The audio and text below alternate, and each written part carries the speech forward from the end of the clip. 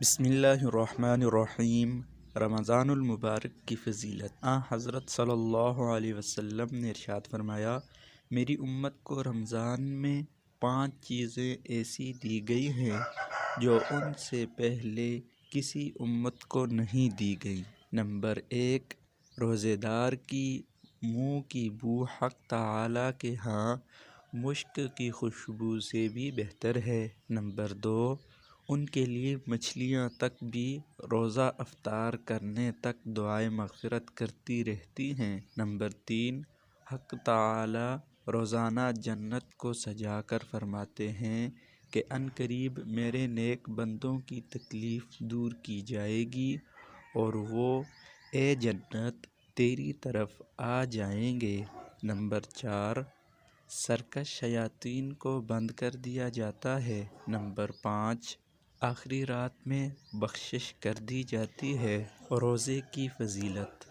حضرت صلی اللہ علیہ وسلم نے ارشاد فرمایا، جس شخص نے رمضان کا روزہ رکھا، روزے کی حدود کو پہچانا اور ان چیزوں سے بچا جن سے روزے دار کو بچنا چاہیے، تو یہ پچھلے گناہوں کا کفارہ ہے۔ روزے دار کی فضیلت۔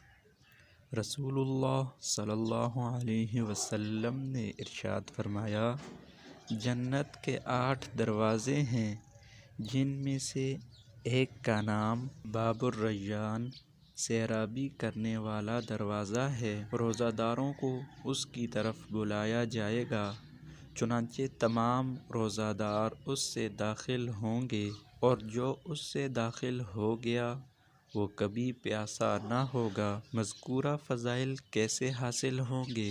روزہ ہر قسم کی بری عادات اور گناہوں سے بچتے ہوئے رکھا جائے تو قرآن و احادیث میں بیان کیے گئے تمام فضائل بآسانی حاصل ہو سکتے ہیں۔